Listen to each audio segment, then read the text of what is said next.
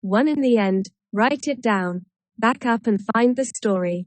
Mr. Simmet, my English and journalism teacher says the best way to write a story, be it fact or fiction, is to believe Owens will find it someday and make a movie, and you don't want them making Ishtar. The trick is to dig out the people and events that connect, and connect them. No need to worry about who's wearing Nike and who's wearing Reebok, or anybody's hat size or percentage of body fat.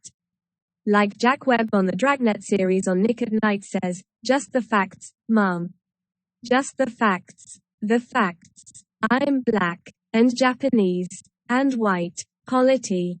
Cali correct would be African American, Japanese American and what? Northern European American? God. By the time I wrote all that on a job application, the position would be filled.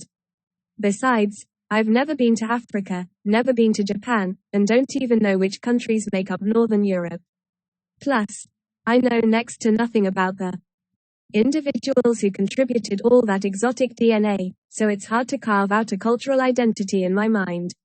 So, mixed, blended, pureed, potpourri, adopted, big deal. So was Superman. And Ookie Superman, I was adopted by great people. The woman I call Mom, Carrot who is Mom, Carrot Abby Jones, was in the hospital following her fourth miscarriage, and final attempt at the miracle of birth, where she met my biological mother, Glenda, right after my presumed bio dad, Stefan, had assisted in my natural childbirth only to come eyeball to eyeball with the aforementioned UNICEF poster boy. A second-generation German-American married to a woman of Swiss-Norwegian descent. He was a goner before my toes cleared the wet stuff. Anyway, he matched up the fruit flies, he couldn't come up with me. Because my mom is one of those magic people with the natural capacity to make folks in shitty circumstances feel less shitty, she sold Glenda and even brought her home until she could get her feet on the ground. Evidently Glenda was as surprised as Stefan. She'd had a one-night stand with my sperm donor to get even for a good thumping and had no idea the tall black Japanese poet Squiggly Swimmer was the one in a billion to crash through to the promised land.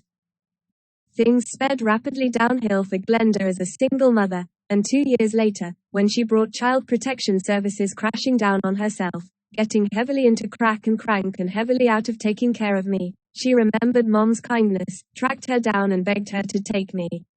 Mom and Dad didn't blink. Almost. As if they were expecting me to hear them tell it, and all of a sudden I was the Rainbow Coalition kid of two white, upwardly mobile ex-children of the 60s. Actually, only Mom was upwardly mobile. She's a lawyer, working for the Assistant Attorney General's office, mostly on child abuse cases.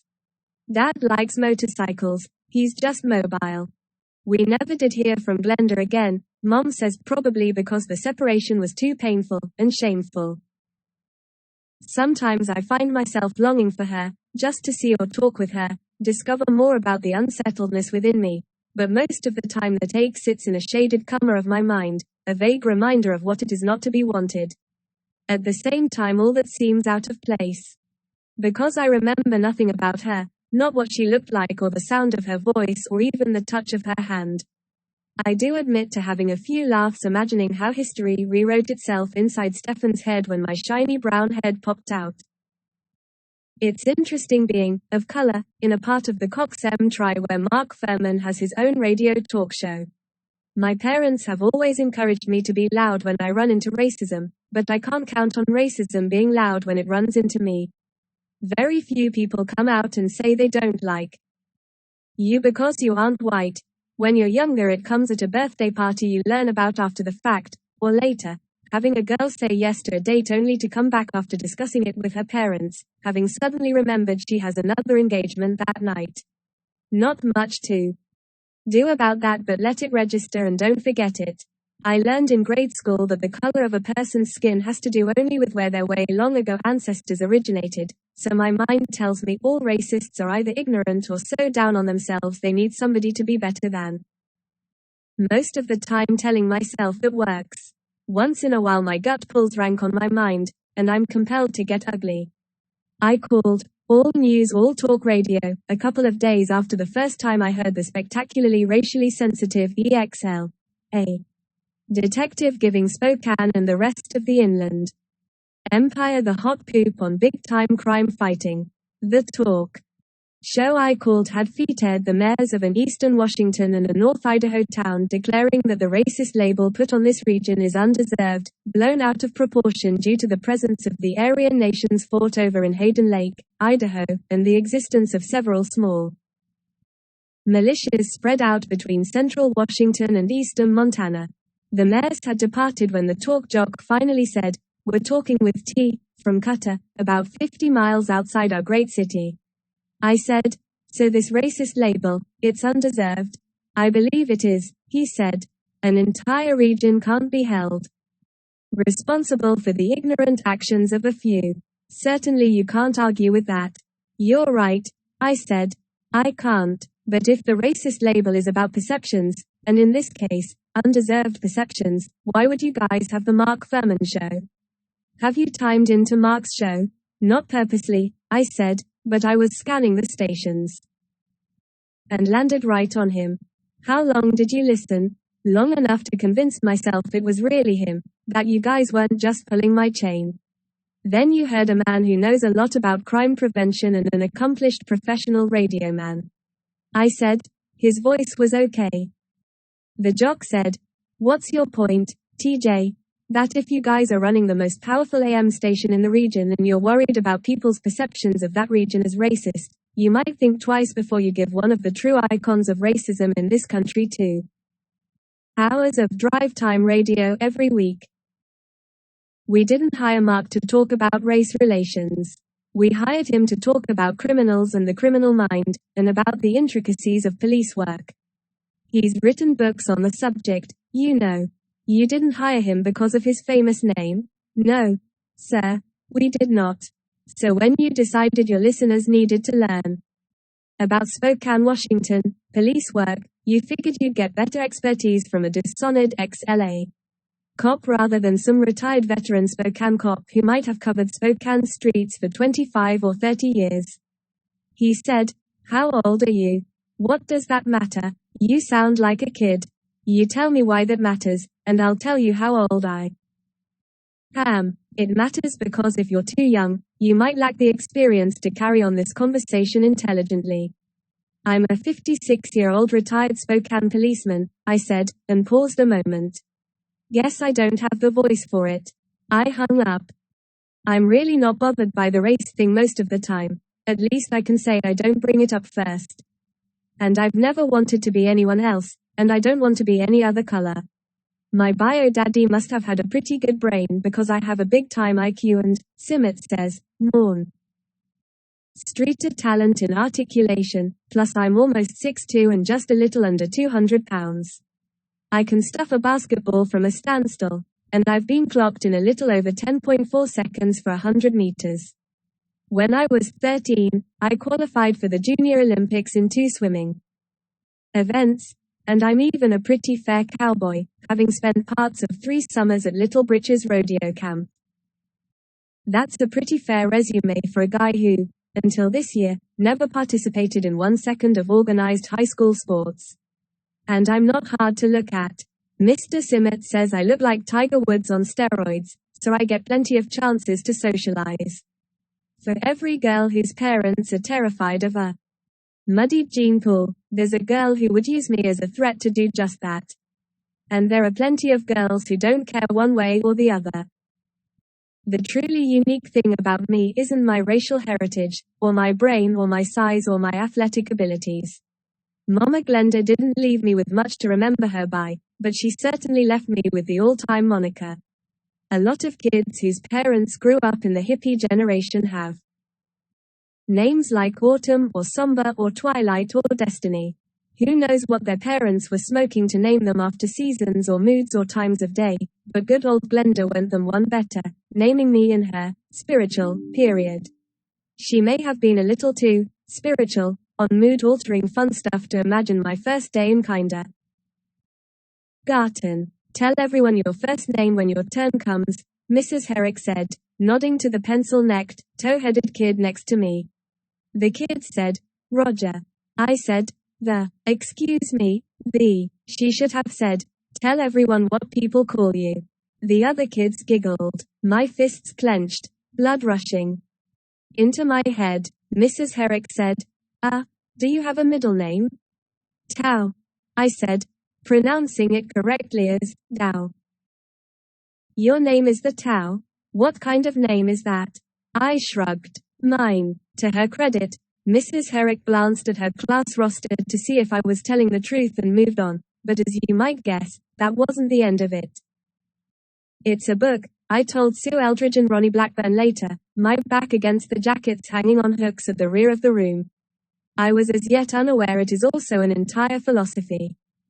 Why did your mother give you the same name as a book? Sue asked. Just did. I wanted to explain that my real mother, Abby, didn't do that. That it was my bio mother, but I hadn't been real successful articulating that in the past. Ronnie laughed and turned to the rest of the class, who were pulling on their coats for recess. His mom gave him the same name as a book. He yelled to them, then a light clicked above his head. Hey, he said, me, too. My mom gave me the same name as a book, too. I'm curious. George, he squealed in delight, falling to the floor between giggles, scratching under his arms like an ape. Suddenly he was struggling to push my knee off his chest. Stop, Mrs. Herrick yelled, but I punched Ronnie Blackburn in the nose anyway. It was the beginning of a series of unplanned 3-day vacations that would dot my educational career like chicken pox. But there's worse news about my handle, and if you've been paying attention, you know what it is. My health dictates the health of the nation's economy. How, 5 your son doing, Mr. Jones? The towel's up today, sir. Quote. That's good news. Try to keep him happy. Think I don't get carried away with those. To avoid confusion, and raucous laughter whenever my name is mentioned, I'm called TJ. It's over now. I'm at the end of the summer following my senior year in high school. I have my diploma in a lockbox and the advantage of hindsight. But I want to tell it without that advantage. Tell it as it unfolded. Mr. Simmet says any story is only true in the moment. My father always said there are no coincidences. That when two seemingly related events occur, they are related and should be treated that way. My father had very good reasons to try to understand how the universe works, which I'm sure I'll get into later. The seemingly related things that I believe kick this story off happen on the second day of school. Coaches have tried to get me to turn out for sports since junior high. Sometimes they're insistent and sometimes downright nasty, accusing me of lacking the high school equivalent of patriotism, even to the point of calling me a traitor. But I've always eluded them. I'll play basketball 3 or 4 hours non-stop on open gym night, and I've always taken a couple of guys to Hoopfest in Spokane, which is the largest 3-on-3 street basketball tournament in the country, and my team has won its division every time. I think I could have been a pretty fair football player. I'm sure not afraid to take a hit or to put a good lick on a guy, but something inside me recoils at being told what to do, and that doesn't sit well with most coaches, who are paid to do exactly that. I don't blame them. I know it's me. But the better you know yourself, the better chance you have of staying clear of trouble, and I'm pretty sure I'd never have lasted a full season of football with Coach Benson or basketball with Coach Roundtree. At one point or another in the heat of a game, Benson and Roundtree retreat to the time-tested and highly grating tool of public humiliation as a motivator. And that particular tool brings me back in your face faster than a yo-yo on a bungee cord, at which time I immediately suspend the notion of giving a shit. So why was I considering joining a swim team that didn't exist before this year when I haven't been competitive in the water since 14, except for trying to beat Dad into the shower every morning? It's Simmet. He catches me after third period English and says, Jones, didn't you used to be a pretty good swimmer? I'm still a pretty good swimmer, I say. Wanna try me? Simmet and I enjoy a long-standing rivalry wherein one of us challenges the other to some athletic contest. We handicap it based on our abilities. He lies like a student with a term paper due to get an advantage, and then make a friendly wager, say my English grade against some unsavory task he needs done, like stirring his compost heap when the temperature rises above 80, or washing and waxing his Humvee, which looks better dirty. He says, I want to try you, but not against me. Who? Someone different every week. Visions of age group swimming pop up, permanently chlorinated hair and eyes, clogged sinuses, ear infections. This has a familiar ring.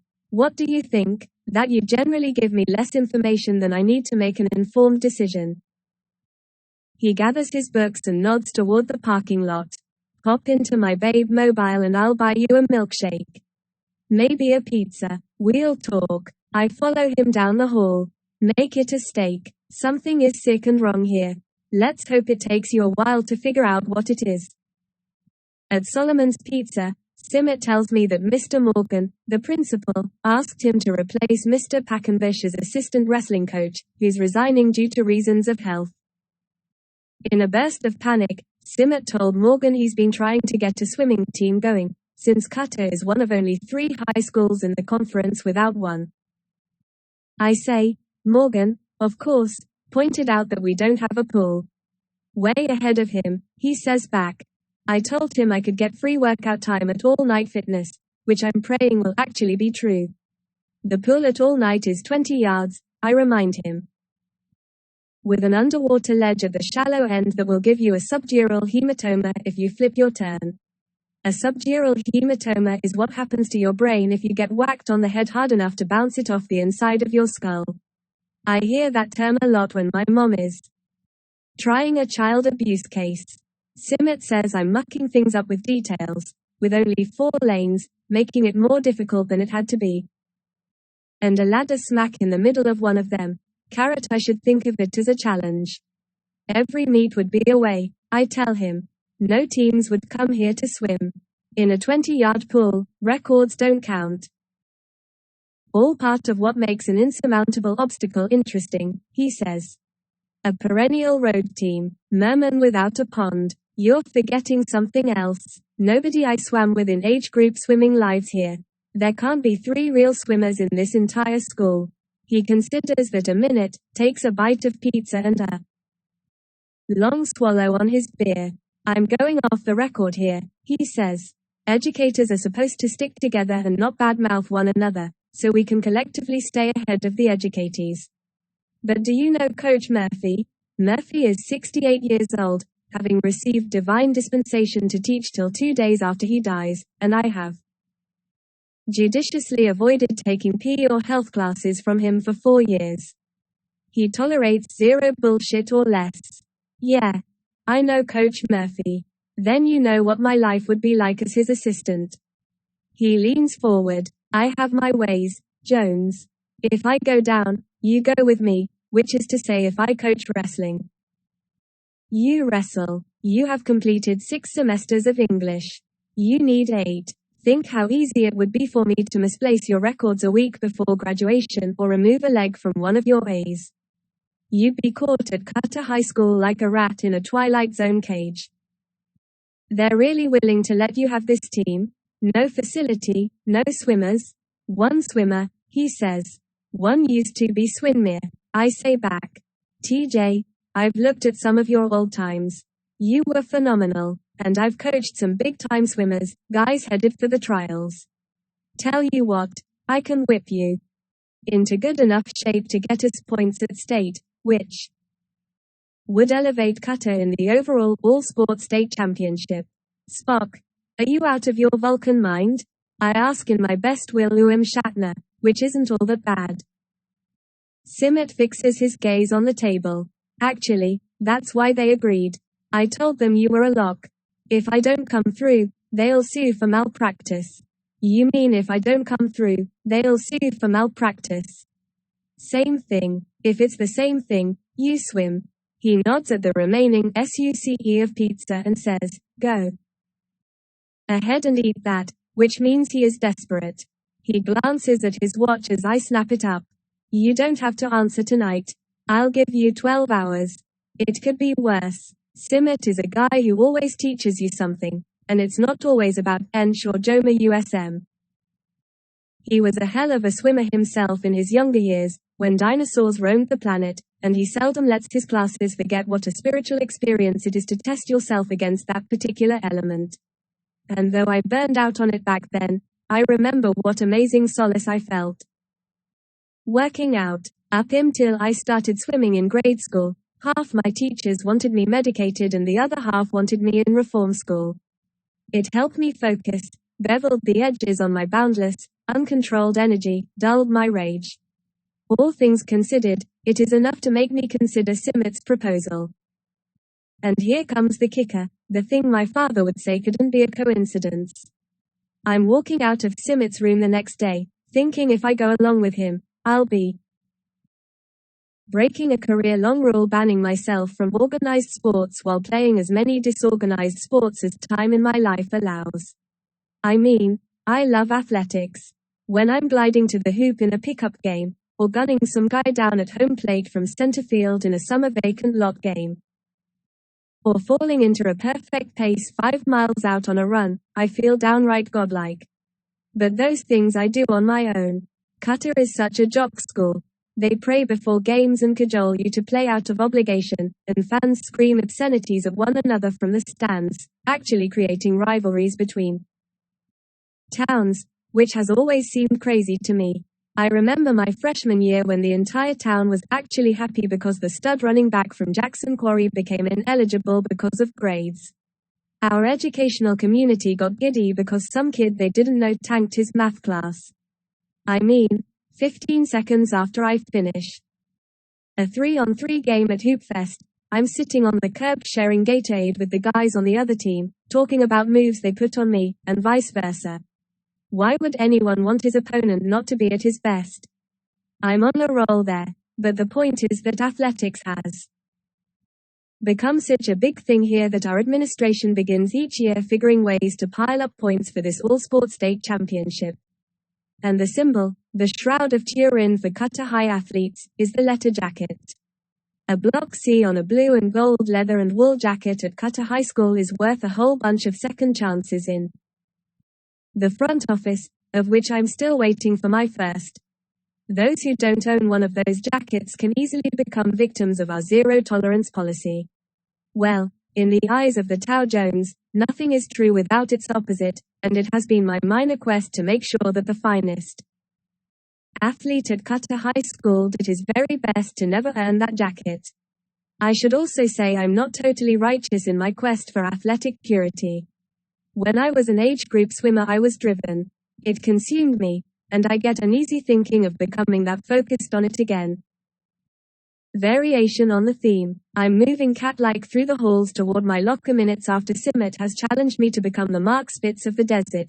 We don't have a swimming pool, and run into Mike Barber, linebacker extraordinaire and student most likely to graduate with multiple felonies, jacking up Chris Coughlin against the lockers by the drinking fountain because Chris is wearing his dead brother's letter jacket. Chris Coughlin is big-time special ed. He's mainstreamed into P and industrial arts, but spends most of his time in resource room improving his reading skills enough to read traffic signs and memorizing the intricacies of basic addition and subtraction. Everyone knows Chris's story.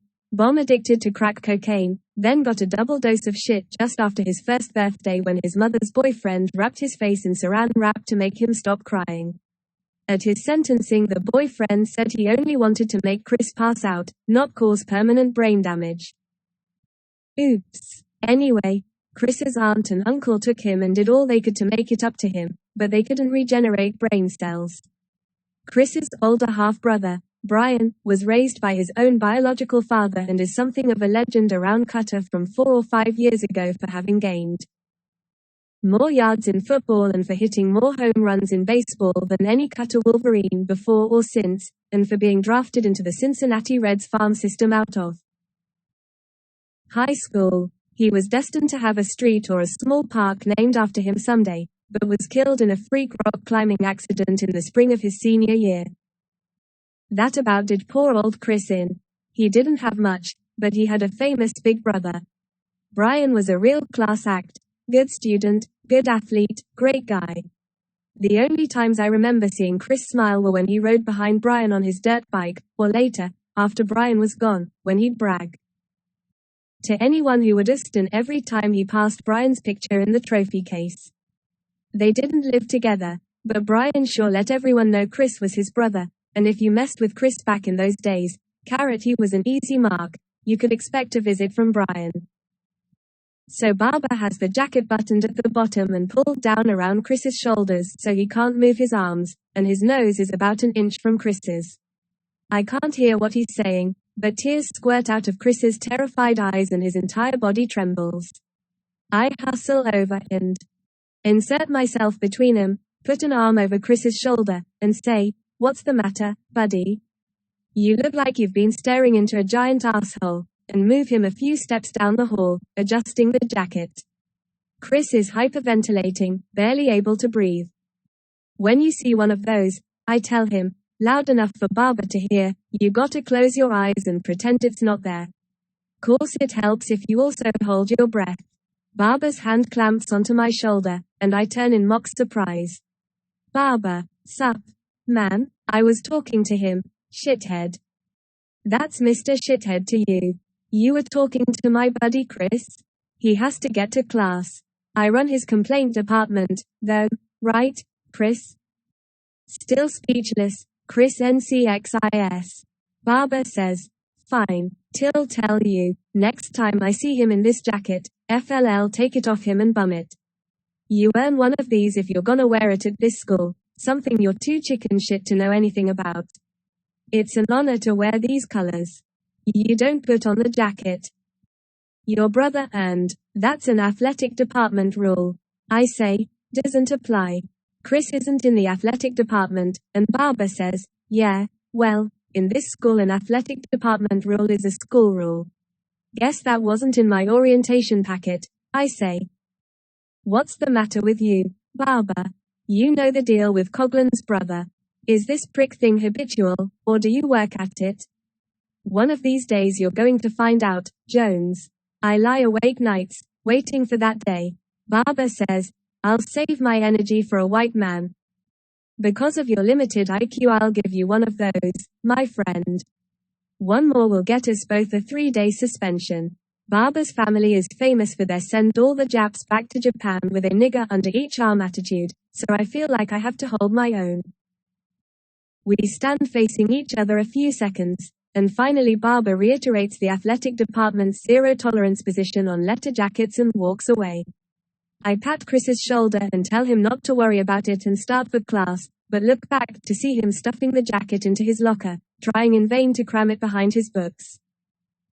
I walk back, pull the jacket out, and hand it to him. "Chris, you can wear it. It's okay. He said it was a rule. He lied. You can wear it any time you want. He said the athletic department got's a rule. It belonged to your brother, Chris. You wear it. If Barbara gives you any more trouble, you come tell me, okay?" Chris stares at me. Okay, he says it without conviction. As I turn the comer for class, I glance back again, and Coughlin is frantically stuffing the jacket back into the locker. I stay in the afternoon to catch up on an article for the school paper, and catch a flash of blue and gold as I pass the janitor emptying the day's leavings into the dumpster. I wait until he moves back inside and take a look, and sure enough, drag a cut a high-letter jacket out, with cough. Lynn lettered across the back. Later I drive over to All Night Fitness to see if there is any possibility I can train in that pool. We have a family membership, so I spend time there already, but almost never in the water. Since it's the only indoor pool in town, All Night rents it out for parties and YMCA swim lessons. And women's and seniors water aerobics classes. I hope to swim a few laps to get a feel, but a sign on the entrance says private group. I push the swinging door open and stand just inside. A young man and woman in white t-shirts stand with lifeguard poles at either side of the pool, and white staff people are spread out through the crowd. HKE Secret Service at the White House Easter egg roll. Political correctness aside, the water and deck are filled with kids who look like they'll be getting the very best parking places for the rest of the youths. In the far lane, Chris Coughlin helps a little girl with shriveled arms on a kickboard. The girl locks her gnarled elbows over the styrofoam board and kicks while Chris pulls her along. The noise is deafening, but I watch him patiently help her extend her feet, toes pointed inward to propel herself properly, then release the board long enough to let her move under her own power for a few kicks until she becomes still in the water. Then he pulls her a little farther. I am struck with how completely comfortable he seems in the water. His brother's jacket is still in my car, and I intend to go get it, but when I yell to get his attention he glances up, then quickly away, and I know my presence embarrasses him, so I just wave. He looks ashamed. How messed up is that? You get treated like shit, then have to be ashamed that you're the kind of person people treat like shit. I stay a few minutes, imagining myself trying to get a decent workout in that abbreviated pool. It doesn't look promising, but as I drive through the quiet, dusky streets of the uncharacteristically warm Qatar Fall, Chris's ease in the water flashes before me, and suddenly the mathematics, the relativity, of it all hits me. If it kills Barbara too. See a guy as far out of the mainstream as Chris is, wearing a letter jacket that doesn't belong to him. How far up his nose will it get when he sees him wearing one that does belong to him? And suddenly I hear the voice the universe, and Simmet, wants me to hear. It says, swim.